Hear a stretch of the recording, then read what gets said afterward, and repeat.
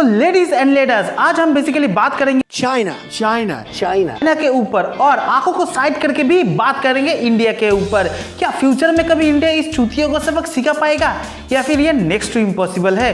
What about the truth? ओहो भाई English. क्या हम लोग हैशटैग बैन चाइनीज प्रोडक्ट बोल के खुद का दुकानदारों का नुकसान करके फिर से ऑनलाइन पे जाके खरीदेंगे चाइनीज प्रोडक्ट? भाई जो खरीदेगा साला पापी लोग, पापी मानुस, हरामी मानुस। वाह भाई वाह, जब बड़ी बड़ी फार्मास्यूटिकल कंपनी चाइना से एपीआई खरीदे तब रास ढीला और हम खरीदे तो कैरेक्टर ढीला। हाँ मैं उस टॉपिक पे भी आता हूँ, तू रुक वेट कर, मैं आता हूँ। देखो भाई, सबको ना लॉजिक पसंद है और लॉजिक के हिसाब से बात करना भी सही होता है। तो मैं तो एवं ही थंबनेल पे नहीं लिख दिया India will be never able to beat China. इसके पीछे भी मोटे मोटे कारण है, मोटे मोटे नहीं बहुत ही ज्यादा मोटे मोटे कारण है। और ये बात 80-20% सही भी है। क्लिक बेट हरामी मानो। देख भाई, मैं डायरेक्टली भविष्यवाणी कर दूं ऐसा तो ज्योतिष नहीं हूं ना, तो थोड़ा तो भाई चलता है ना। पॉइंट नंबर 1, इंडिपेंडेंट होने की बात की कहानी। देखो 1949 पे चाइना आज़ाद हुआ था, बट उसके बाद देखो आज चाइना कहाँ और हम कहाँ। दुनिया के 28% मैन्युफैक्चरिंग खुद सारा चाइना करता है और हम सिर्फ 3%। मतलब क्या बोले रे, फूटी किस्मत। 1960 में इंडिया की जीडीपी था $148 बिलियन और चाइना की थी $128 बिलियन।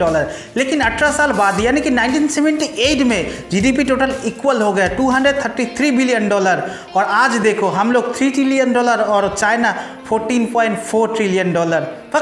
अमेरिका का दलाल बहनचोद। देखो भाई, चाइना तो इलेक्ट्रॉनिक्स का किंग है, ये बात हम सबको मानना पड़ेगा ही पड़ेगा। लेकिन उसके साथ साथ ये लोग एपीआई, गारमेंट्स, खिलौना भी बनाता है अपने देश में और दूसरे देश में बेचता भी है। और उसके साथ साथ ये लोग हथियार बना के भी बेचता है साला। लेकिन वो तो अलग बात है कि जो देश ये खरीदता है वो कुछ साल बाद ये रिटायर कर देता है, क्योंकि चाइना का माल भाई दरिया में डाल। अगर आप लोग सोच रहे हैं कि चाइना वाले इतनी कम पैसों में चीज़ों को बनाकर कैसे बेच देती है, वेट अ मिनट, मैं हूँ ना। देखो ये चाइना वालों की टेंडेंसी है कि बहुत सारी चीज़ों को एक साथ बना के बहुत सारी क्वालिटी मतलब लार्ज नंबर के बना के बेच देती है। वो क्वांटिटी पे ज़्यादा फोकस करते हैं, क्वालिटी पे नहीं, यही बात है। और एक इंपॉर्टेंट बात भाई, ये चाइना वाले तो रिवर्स इंजीनियरिंग में पीएचडी हासिल कर चुका है। इसका मतलब कुछ भी देखा नहीं कि धड़ाधड़ कॉपी करना शुरू। इसका मतलब साफ साफ है, इनोवेशन करे फॉरेन वाले, कॉपी करे चाइना वाले। पैसा बर्बाद बहनचोद। आप लोग सिर्फ ये बात सोचे, इंडिया वर्सेस चाइना की जो ट्रेड होती है उसमें से $56.76 बिलियन की ज़्यादा माल साला चाइना हम लोगों को बेच देता है और हम खुशी से भी खरीद भी लेता है। मतलब बनाने की कोशिश भी नहीं करते। ये रकम इतनी बड़ी है कि चाइना पाकिस्तान की जो इकोनॉमिक कॉरिडोर है उसमें भी इतनी रुपया नहीं लगती है। चाइना ने 1976 में मेड इन चाइना की पहल शुरू कर दी थी और हम लोगों ने कब किया? 2014 में। मतलब हम लोग क्या सो रहे थे? ये बड़ी बात नहीं है, बड़ी बात है पीटर इंग्लैंड जैसी बड़ी बड़ी कंपनी रहने के बावजूद भी हम लोग सिर्फ $37 बिलियन की गारमेंट्स बेचते हैं। और एक मजे की बात बोलूं, मैंने कभी पीटर इंग्लैंड से कपड़ा खरीदा ही नहीं, क्योंकि साला लास्ट में तो इंग्लैंड लिखा हुआ था। मैं हर वक्त सोचता था अपना पैसा इंग्लैंड में क्यों भेजूं भाई तू प्राइस टैग देख के आया था ना, इसलिए कभी नहीं खरीदा। ठीक बोला ना? ठीक। साला तुम लोगों को कैसे पता चला? हाँ साला हरामी मानुस। और यहीं पे चाइना ने 2018 पे $277 बिलियन की गारमेंट पूरी दुनिया में यानी कि वर्ल्ड वाइड बेच दी।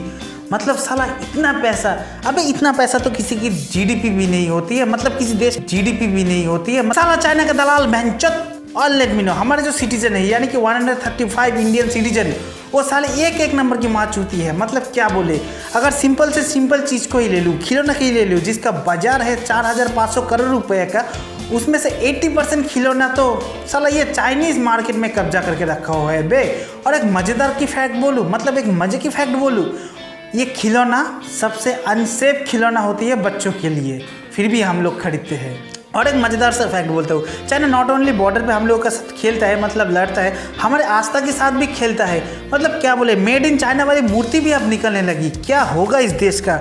हाय रे, मतलब सब कुछ चाइना, सब कुछ चाइना, सब कुछ चाइना का माल। पैसा बर्बाद बहनचोद। इतना कुछ सुन के अगर आप लोग सोच रहे हैं कि साला सब कुछ तो चाइनीज़ प्रोडक्ट है, तो हम लोग ये चाइनीज़ ऐप डिलीट करके क्या उखाड़ लेंगे? तो लेट मी नो, अगर आप लोग एक एक करके चाइनीज़ ऐप को डिलीट करेंगे और सभी करेंगे तो वो जो ऐड से रेवेन्यू कमाता है वो कम हो जाएगा या फिर पूरी तरीके से बंद हो जाएगा।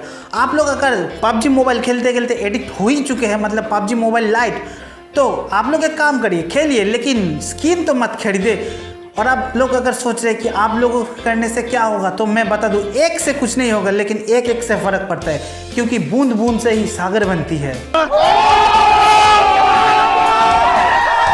पर क्या दोष सिर्फ आम आदमी का ही है? मेरा तो सिंपल से कहना है नहीं, क्योंकि सरकार की भी बहुत सारी गलतियां हैं। जैसे इतनी बड़ी इलेक्ट्रॉनिक की बाजार रहते हुए भी इंडियन कंपनी को इनकरेज ना करके डायरेक्ट भाई माल खरीद लेना चाइना से, ये बहुत नाइंसाफी है। पर लद्दाख स्टैंड ऑफ और चाइना की एपीआई ना देने की धमकी के बाद इंडिया क्या चाइना से माल खरीदने बंद कर देगा?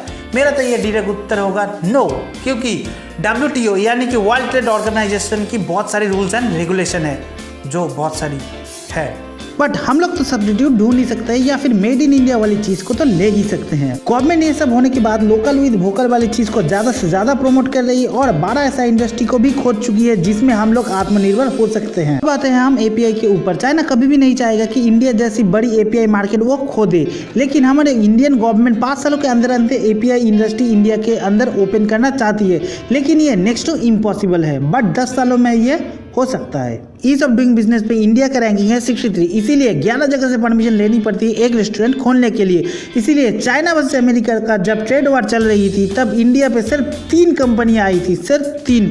इसका मतलब हम लोगों को और इम्प्रूव करने की जरूरत है। हमारा लॉजिस्टिक और इंफ्रास्ट्रक्चर को भी सही करना पड़ेगा। गवर्नमेंट अब बहुत सारी कंपनी को इंसेंटिव दे रही है इलेक्ट्रॉनिक प्रोडक्ट बनाने के लिए और उसके ऊपर रिसर्च करने के लिए, ताकि फ्यूचर में ये सब इंडियन कंपनी इंडिया में ही मैन्युफैक्चरिंग कर सके इलेक्ट्रॉनिक प्रोडक्टों का। और इसके साथ साथ शक्ति जैसे प्रोसेसर और कावेरी जैसे इंजन को हम लोगों को डेवलप करना बहुत ही जरूरी है, और ये सब करते करते हम लोगों को 10 से 15 साल तक तो लग ही जाएगा। और इस सब से हम लोग ये कंक्लूजन तक आ सकते हैं कि हम लोग कुछ सालों के अंदर चाइना को इकोनॉमिकली नहीं हरा सकते, बट कुछ साल बाद अगर हम लोग मेहनत ठीक से करें तो बड़ी से बड़ी झटका चाइना को दे ही सकते हैं।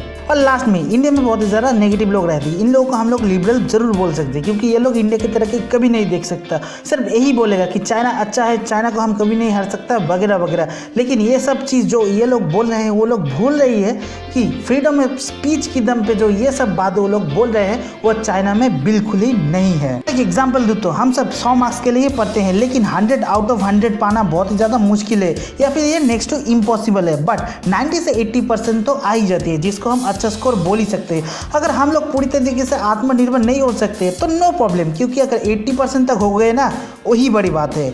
जय भारत। और वीडियो को अंत तक देखने के लिए थैंक यू। जय भारत। और हाँ, लास्ट में एक बात, I really appreciate your time. Thank you. Bye bye.